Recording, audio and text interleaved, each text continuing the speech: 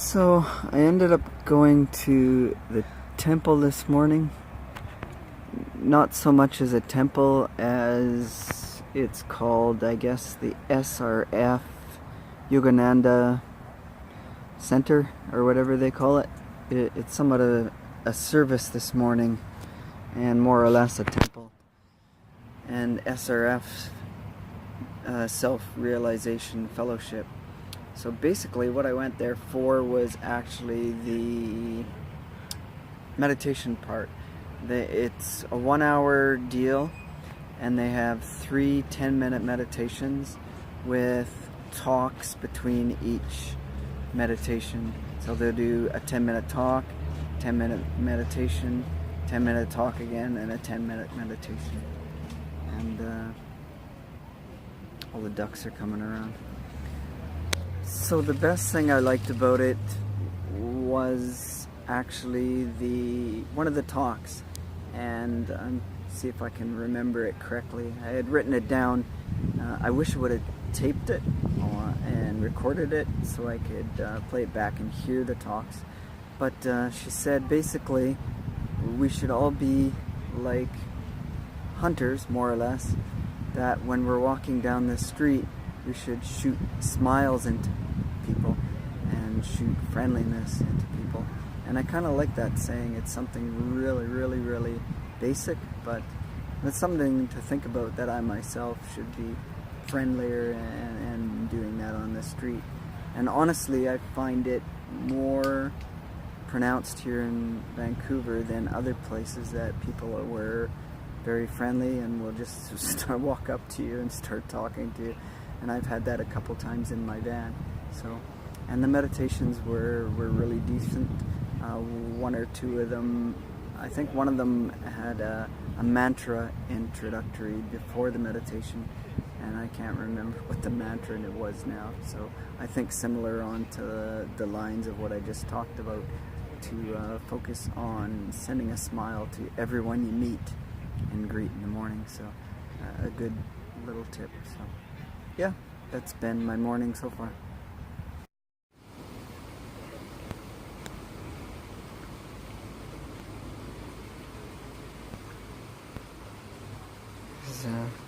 Taking a bath. Birdbath.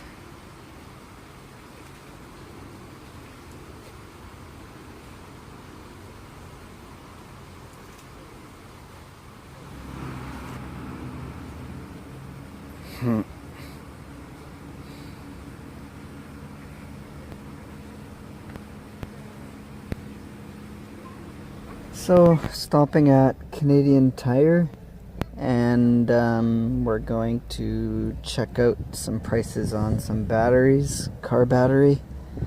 The one in my van it's been here since I bought the van. So, I've owned the van, 5-6 years?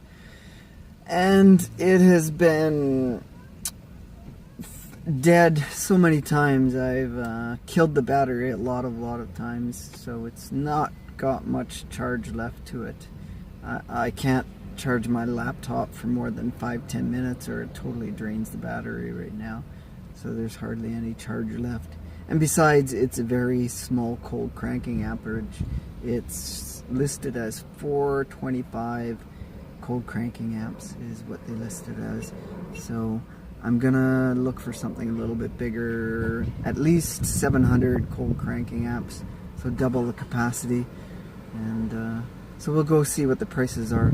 And I gotta look for some combustion chamber cleaner, see what they have here.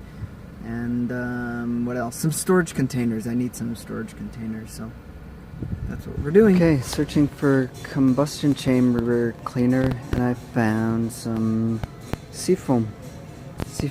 I think I'm going to use that stuff. I hear good things about it, so we're going to give that a whirl. I was considering picking up one of these mobile coolers. A bit pricey and a bit too large. You see, they're really large actually. And the other ones, these ones are way too small. But they do have these backpack style ones that fold out. And you know what? That is the perfect amount of room that I would need. And when I don't need it, I could fold it up. It folds up into a little package. Or a little backpack. So, hold on. Bear with me. So, wow, that's the cat's ass. I'm really considering this guy.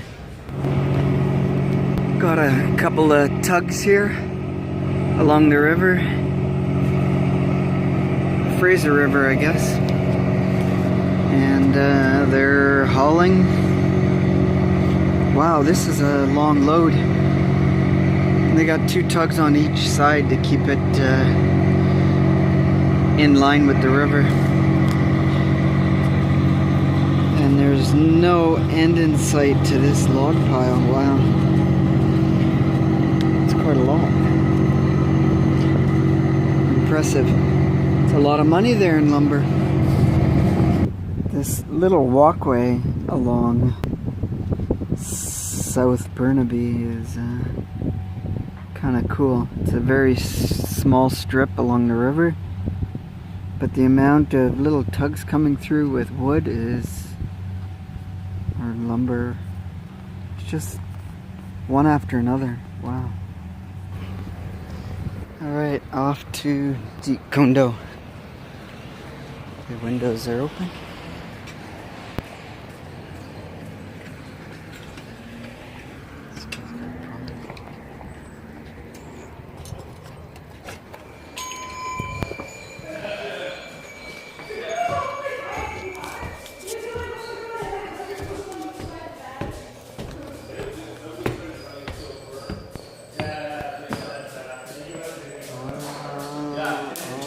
Everybody's warming up. Oh. Peter's here.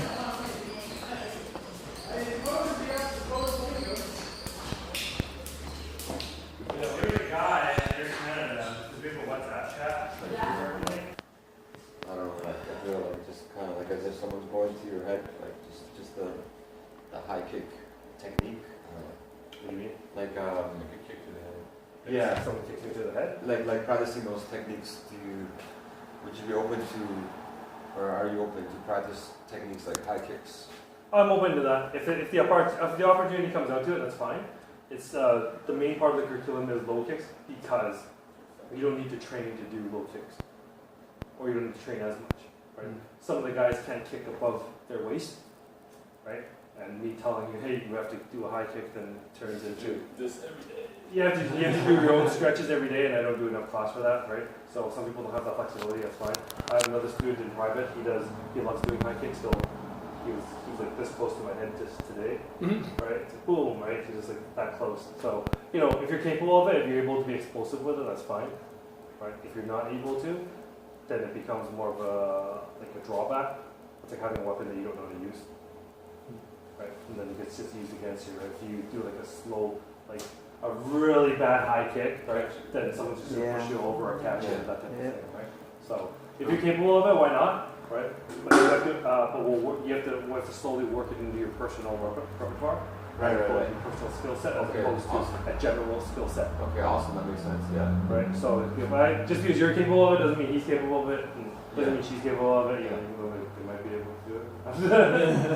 Yeah, I was just wondering, since my first day, I was just wondering if you'd be open to like practicing any, even like not sparring, but I'm not saying like sparring, but just those drills, We'll do more like kicking drills or like Sancho. I mean Sancho or Sanda, like kind of like Muay Thai with like Muay Thai kicks or like that. Oh, like the high kicks. Yeah, we'll do usually body shots. Closer to body shots, it's a little bit easier to pull off. Or like the Muay Thai.